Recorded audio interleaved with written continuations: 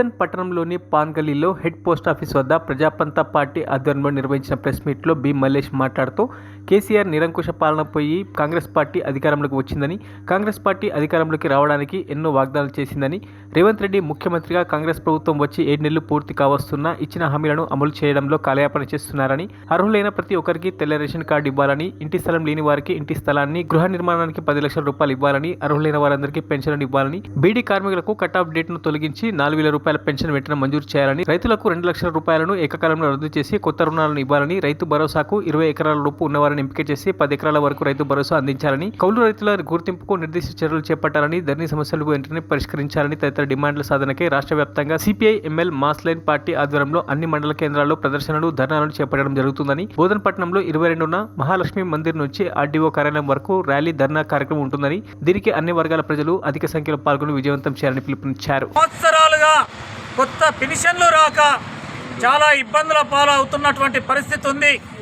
గత ప్రభుత్వం కేసీఆర్ ప్రభుత్వము ఇచ్చినటువంటి హామీలని డబుల్ బెడ్రూమ్లు ఇస్తానని చెప్పి ఇవ్వకుండా ఉబ్బించి ఊరించి ఇవ్వనటువంటి పరిస్థితి ఉన్నది. అది కొద్ది మందికి ఇచ్చి మిగతా వాళ్ళకి ఇవ్వలేదు కనుకనే ఆ ప్రభుత్వాన్ని నిరంకుశ పాలనకు వ్యతిరేకంగా కాంగ్రెస్ ప్రభుత్వాన్ని మనం గెలిపించుకోవడం జరిగింది. కాంగ్రెస్ పార్టీ రేవంత్ రెడ్డి కూడా మేము గెలిచిమంటే ఖచ్చితంగా అందరికీ డబుల్ బెడ్రూమ్లు కట్టిస్తాం అని చెప్పి హామీ ఇచ్చారు. అందరికీ పెన్షన్లు ఇస్తామని చెప్పి అన్నారు. అన్ని వర్గాల ప్రజలకు ముఖ్యంగా 6 హామీలతో పాటు మహిళలకు కానీ, యువకులకు కానీ, విద్యార్థులకు కానీ అన్ని వర్గాల ప్రజలకు అనేక హామీలను ఇవ్వడం జరిగింది.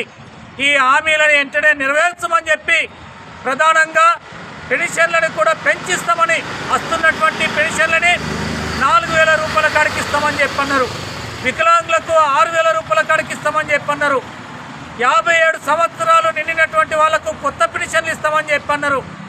ఖాళీ జాగా ఉంటే మేము డబుల్ బెడ్రూమ్లు కట్టిస్తామని చెప్పన్నారు. సొంత జాగా లేకపోతే కూడా వాళ్ళే కట్టిస్తామని చెప్పినటువంటి అన్ని వాగ్దానాలు చేశారు. బీడీ కార్మికులకు కూడా ఈరోజు బీడీ కార్మికులకు ఇస్తున్నటువంటి పెన్షన్ని 4,000 ఇస్తామని చెప్పి, అదేవిధంగా వారికి అందరికీ కూడా కట్ ఆఫ్ డేట్ను ఎత్తివేసి 2008వ తేదీ ఏదైతే ఉందో ఆ కట్ ఆఫ్ డేట్ను ఎత్తేసి ఆ బీడీ కార్మికులలో కూడా పనిచేస్తున్నటువంటి అన్ని రంగాల కార్మికులకు, అంటే అందులో ప్యాకర్స్ కావచ్చు, నెలసరి ఉద్యోగస్తులు కావచ్చు, బట్టి వాళ్ళు కావచ్చు, చాటం చేసేటటువంటి వాళ్ళు కావచ్చు, వీరందరికీ కమిషన్ ఏజెంట్లకు ఇట్లా అందరికీ ఇస్తానని చెప్పి ఆ రోజు హామీ ఇచ్చిండు. ఇట్లా చెప్పి కూడా ఇప్పటికీ 7 నెలలు కావస్తుంది. 7 నెలల కాలంలో దీనికి ఏమాత్రం కూడా పూనుకోకపోవడం, ఇచ్చేటటువంటి ప్రయత్నం చేయకపోవడం సరైనటువంటిది కాదు.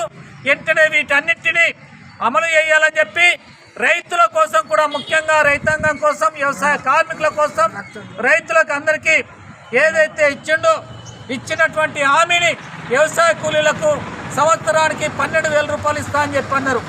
తర్వాత వీళ్ళకు రైతాంగానికి పాత అప్పులన్నింటినీ రద్దు చేసి కొత్త రుణాలని ఇవ్వాలని చెప్పి ఈ డిమాండ్ల సాధన కోసం ఈ నెల 22వ తారీఖు నాడు ఇక్కడ బోధన్ పట్టణంలో పెద్ద ర్యాలీ ఉంటుంది. మహాలక్ష్మి మందిర్ నుండి ఆర్డీఓ కార్యాలయం వరకు అధిక సంఖ్యలో ఈ వర్గాల ప్రజలందరూ పాల్గొని విజయవంతం చేయాలని విజ్ఞప్తి చేస్తున్నాం.